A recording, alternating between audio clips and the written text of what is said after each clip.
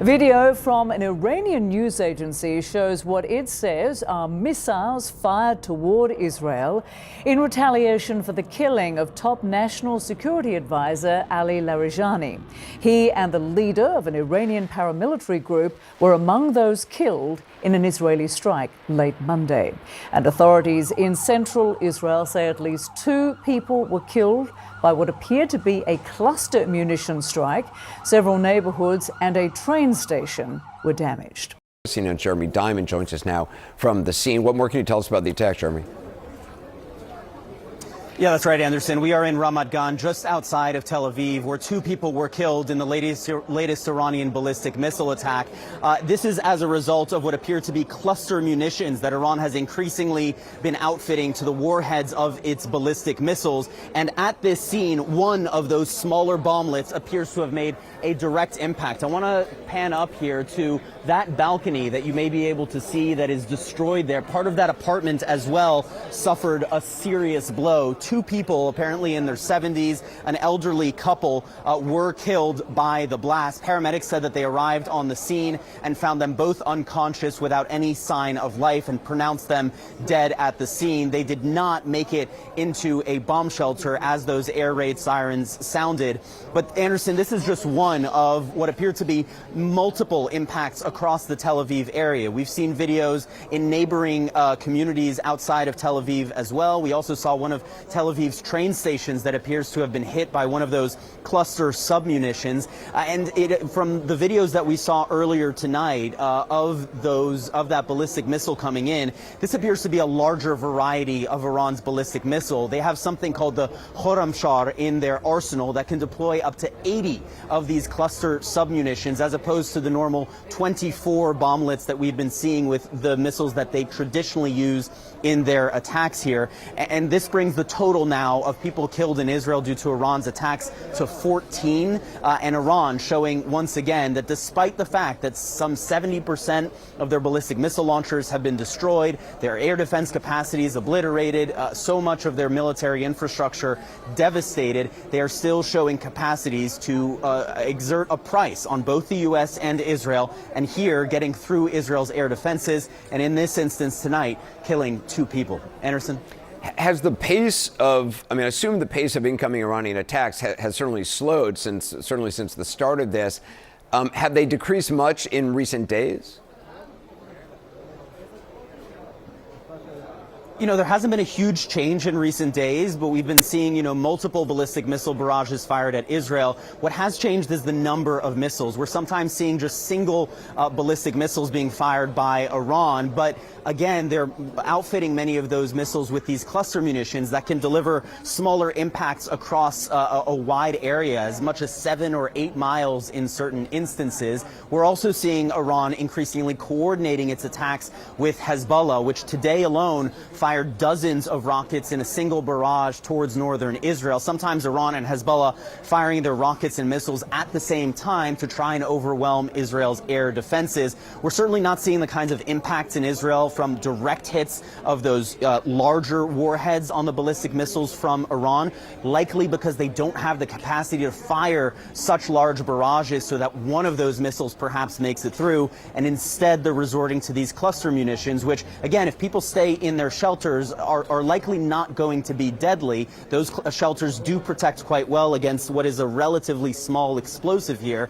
But in this case, as you can see, a couple in their 70s apparently didn't make it to the bomb shelter and were killed directly on impact, it would seem, from one of those smaller cluster submunitions. This attack is in response to the death of Ali Larijani, top security official in Iran, and Ghulam Reza Soleimani. So let's talk about Soleimani first. He was the leader of the Basij militia, which, if you're trying to keep track of everything that is part of the Iranian security apparatus, that is essentially the volunteer militia of people who are trying to keep the Iranian populace in line with the regime and suppress dissent. So that guy in charge of that operation, Ali Larijani, in charge of the security apparatus writ large, and also one of the main figures in nuclear negotiations. So this is an attack in response to the death of those 2 people. We heard from Prime Minister Netanyahu earlier today, and he said essentially that they are not done and that they could be targeting, certainly he is not off limits, the new supreme leader, Mojtaba Khamenei. Listen to a soundbite from the Prime Minister of Israel. He references Nowruz, which is the Persian New Year, which comes up first day of spring on Saturday, in addition to the Fire Festival, which is celebrated right before Persian New Year. In the past 24 hours, we knocked out 2 of the terrorist chieftains, the top terrorist chieftains of this tyranny.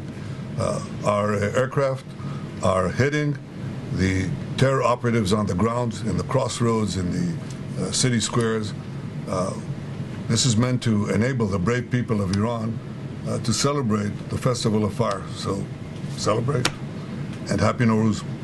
We're watching from above. Joining me now is Hassan Al-Hassan, a senior fellow for the Middle East policy at the International Institute for Strategic Studies. Hassan, great to have you with us. And it's quite a moment here where you see the killing of Ali Larijani and, so many questions about what this means for Iran's decision-making structure. Who is going to replace him? Has this degraded the regime? What is your assessment of this move of removing a heavyweight like Larijani? Yeah, well, thanks for having me. I think it's quite clear that Larijani has been one of the key influential figures within the Iranian regime that has been calling the shots alongside a few others. He is a veteran of this system in Iran. He has served within the Iranian Revolutionary Guards Corps. He commands wide respect and is able to really bring together and work across factions and institutions. And he, I think, really plays an important role in ensuring the cohesion of a regime that is under immense stress and pressure because of US and Israeli military strikes. There are reports that Larijani was heading negotiations, potentially, and orchestrating at least negotiations with the United States behind the scenes. In any case, he was definitely one of the few people who would eventually be able to pull the right levers within the Iranian system for a would-be diplomatic solution, if at all. So I think by taking out Ali Larijani, I think Israel is, on the one hand, most certainly trying to spoil I think any chances for a ceasefire. I think as far as Israel is concerned, there are far-reaching objectives that have yet to be accomplished in Iran. The immediate effect of this would be, I think, a strengthening of the IRGC's hold, the Iranian Revolutionary Guard Corps' hold over decision-making in Iran. So Ali Larijani was one of the few figures who could work with the IRGC, but who could also ensure that he was also orchestrating and ensuring cohesion with other factions within the regime. And now that he's gone, there are other factions that still command and other personalities that still command respect. But I think what Israel is really getting at here, it's really destroying, I think, the connective tissue that holds all of these factions and institutions of the Iranian regime together. So I think this clearly I wonder, Hassan, disintegrating. Yeah, so disintegrating the structure, right? And I get what you're saying, and I wonder what we need to look out for in the next few days, because it would normally be the president that would be appointing, replacement for this position. Who could be the replacement?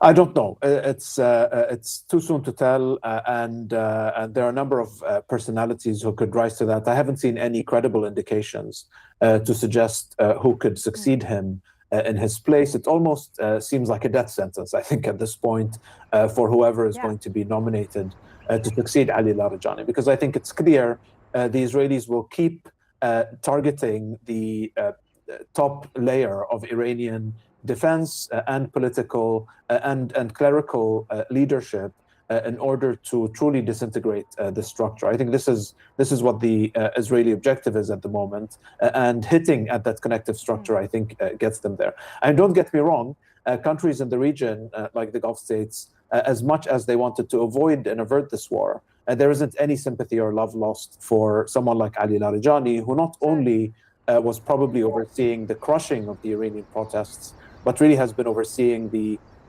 Iranian lashing out against Gulf cities and infrastructure.